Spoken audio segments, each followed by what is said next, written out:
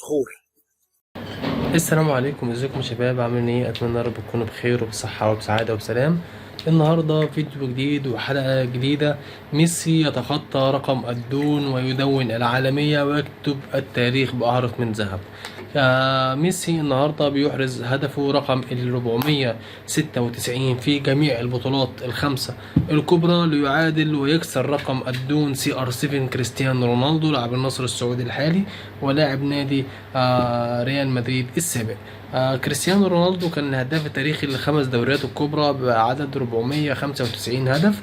النهارده ميسي بيعادل الرقم وكمان بيكسره بفرق هدف، وبيحقق الهدف رقم 496 عشان يكون ليونيل ميسي هو الهداف التاريخي للخمس بطولات الكبرى برصيد 496 نقطة، بعد ما توقف رصيد كريستيانو لاعب النصر على 495. ميسي بيكتب رقم وإنجاز تاريخي آخر على حساب الدون كريستيانو رونالدو، بأنه كمان خد منه لقب الهداف التاريخي للخمس دوريات الكبرى.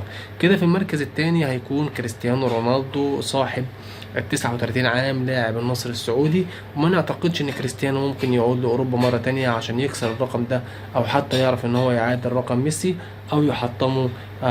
ميسي كريستيانو ودع اوروبا بقاله اكتر من 6-7 شهور من ساعه ما ساب مانشستر يونايتد.